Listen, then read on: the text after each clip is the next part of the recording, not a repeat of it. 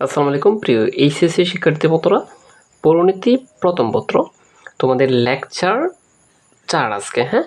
আর lecture 4 অধ্যায় হচ্ছে 6 নং অধ্যায়। এই অধ্যায়ের মূল বিষয় হচ্ছে রাজনৈতিক দল, নেতৃত্ব আর হচ্ছে সুশাসন তৈরি করা।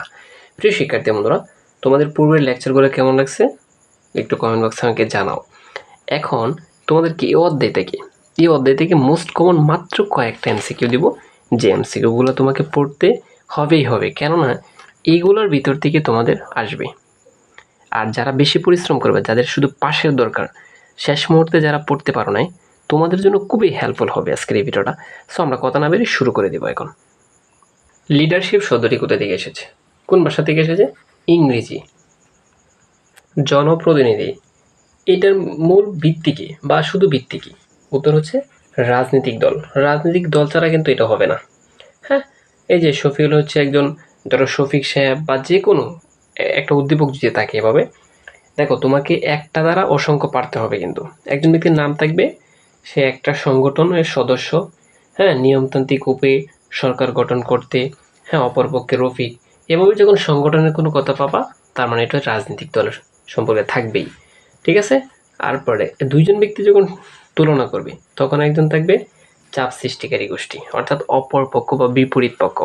আশা করি বুঝতে পারছো রাজনৈতিক দলের যে প্রধান উদ্দেশ্য, এটার উদ্দেশ্যটা কি? এটা হচ্ছে ক্ষমতায় আহরণ করা বা ওটা, এটাকে বলা হয় কি রাজনৈতিক দলের প্রধান উৎস। একটা রাজনৈতিক দলের প্রধান উৎস কিন্তু এটাই থাকে, যে একটা দলকে কিভাবে ক্ষমতা থেকে নামানো আর একটা দল কিভাবে ওঠা, এটাই থাকে, ঠিক আছে।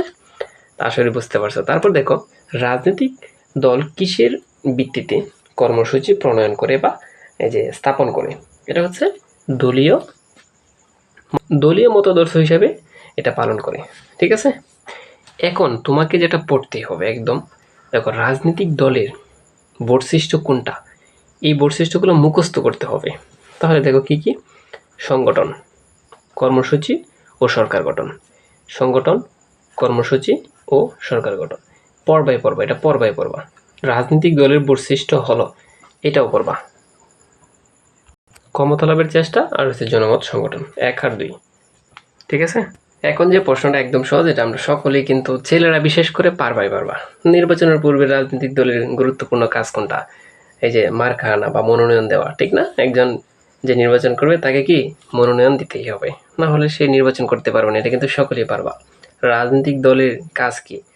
এটা হচ্ছে জনমত গঠন, মানে এই যে জনগণের মতামত নেওয়া, এটাকে বলা হয় জনগণের মতামত বা জনমত, ঠিক আছে। জাতীয় স্বার্থ সাধন ও সংরক্ষণের চেষ্টা করে কি রাজনৈতিক দল, আর রাজনৈতিক দলের এটাই হচ্ছে প্রধান কাজ। এখন যে প্রশ্নটা এটা হচ্ছে, দেখো গণতন্ত্রের প্রাণ বলা হয় নিচের কোনটাকে? রাজনৈতিক দলকে গণতন্ত্রের প্রাণ বলা হয়। রাজনৈতিক দল না থাকলে তো গণতন্ত্রে আসবে না, ঠিক আছে। রাজনৈতিক দলের মূল লক্ষ্যটা কি? এটা সরকারকে গঠন করা। বিকল্প সরকার কোনটা? বিকল্প সরকার বিরোধী দল। বিরোধী দল হচ্ছে বিকল্প সরকার, কারণ এক সরকারের পতন হলে অন্য সরকার বসবে। রাজনৈতিক দলের কাজ কি, আর এটার কাজ কি? প্রধান কাজ কি? সরকার গঠন আর হচ্ছে কি সরকারের সমালোচনা, এটাই হচ্ছে কাজ। প্রিয় শিক্ষার্থীরা, বাকিগুলো একটা স্ক্রিনশট নিয়ে তোমরা এমনিতে পারবা এগুলো। আমি এখন মোস্ট ইম্পর্টেন্ট যে এমসিকিউগুলো আছে এগুলোর দিকে যাব। এই অধ্যায়ে কিন্তু এত বেশি এমসিকিউ নেই প্রিয় শিক্ষার্থীদের, মাত্র কয়েকটা এমসিকিউ আছে, যেগুলো এমসিকিউ আসার মতো প্রত্যেকটা বডি। সো ভিডিওটা একটু ধৈর্য সহকারে দেখো। চাপ সৃষ্টিকারী যে গোষ্ঠীটা রয়েছে, হ্যাঁ, চাপ সৃষ্টিকারী গোষ্ঠীর অপর নাম কি? স্বার্থ গোষ্ঠী। স্বার্থ ছাড়া কোনো গোষ্ঠী কাজ করে না, এটাকে বলা হয় কি স্বার্থ গোষ্ঠী। আশা করি বুঝতে পারছো। তো সরকারি নীতি প্রণয়নের যে প্রভাব বিস্তারকারী গোষ্ঠীর অপর নাম কি? এটা হচ্ছে চাপ সৃষ্টিকারী গোষ্ঠী। এই যে এই দুইটা গোষ্ঠী পড়বা। তোমাকে এখন বলবে স্বার্থ গোষ্ঠী কি, চাপ সৃষ্টিকারী গোষ্ঠী কি, এটা কিন্তু বলবেই তোমাকে, ঠিক আছে।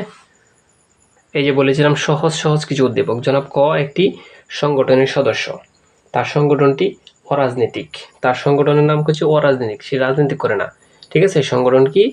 যে সুনির্দিষ্ট লক্ষ্য বা স্বার্থ আদায়ে কাজ করলেও সরকারকে নিয়ন্ত্রণ করে না, তার মানে এটা কিন্তু রাজনৈতিক দল না। তো এই যে ক যে সংগঠন, এই সংগঠনটির নামটা কি? এটা হচ্ছে চাপ সৃষ্টিকারী গোষ্ঠী। উক্ত সংগঠনের লক্ষ্য আর উদ্দেশ্যটা কি?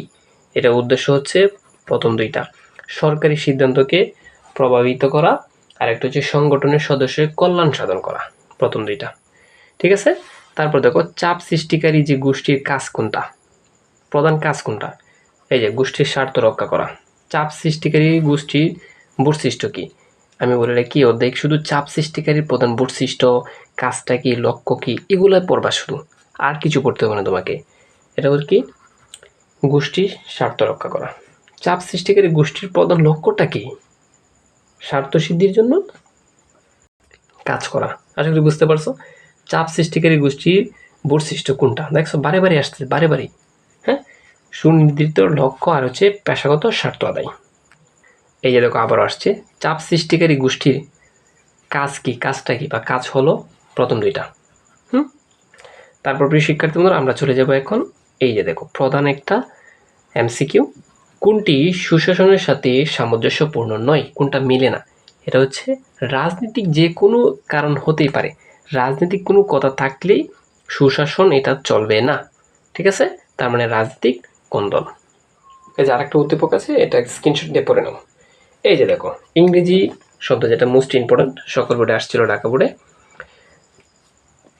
লিড শব্দের অর্থ কি, লিড অর্থ হচ্ছে পথ দেখানো, লিড অর্থ কি পথ দেখানো। নেতৃত্বের ইংরেজি প্রতিশব্দটা কি তাহলে, এটা হচ্ছে লিডারশিপ। লিড হচ্ছে পথ দেখানো, আর লিডারশিপ অর্থ নেতৃত্ব। নেতৃত্ব বলতে কি বোঝায়, এটাকে বোঝায় নেতার গুণাবলী, নেতার গুণাবলীকে নেতৃত্ব বলে। ঠিক আছে। আব্রাহাম লিঙ্কন কে ছিলেন, আমেরিকা যুক্তরাষ্ট্রের প্রেসিডেন্ট ছিলেন আব্রাহাম লিঙ্কন। আর এই যে মাস্টারদা সূর্য সেনের নেতৃত্বে চট্টগ্রাম যে বিদ্রোহ ঘটেছিল, এটা কত সালে হয়েছিল, 1930 সালে। এটা কিন্তু ইতিহাসের একটা কথা। নেতৃত্বে হলো অসাধারণ গুণ বা ক্ষমতা, যা অন্যকে কি করে বলো তো, সবগুলোই করে। এখানে যা কিছু আছে সব কিছুই করে, মানে পজিটিভ দিকগুলা। হ্যাঁ, আমি কি বলছিলাম, একটা শর্টকাট পড়লে তুমি সব কিছু পারবা। এগুলো বহুপদী যেগুলো থাকবে সবগুলো দেখবে পজিটিভ কোনো কথা আছে কিনা, এগুলাই হয়। নেতার কোন গুণকে নেতৃত্ব বলে, সামাজিক গুণকে। নেতৃত্বের গুণ কোনটা, এটা হচ্ছে দূরদৃষ্টি। নেতৃত্ব কী ধরনের গুণ, এটা হচ্ছে সামাজিক। ঠিক আছে। গণতন্ত্রের সফলতা কিসের উপর নির্ভর করে, নেতৃত্বের গুণাগুণের উপর ভিত্তি করে। কিন্তু দূরদর্শিতার অভাবে ঘটতে পারে, কি কি ঘটতে পারে বলতো, জাতীয় বিভক্তি, অর্থাৎ জাতীয় জীবন যা আছে এটা কিন্তু আলাদা হতে পারে।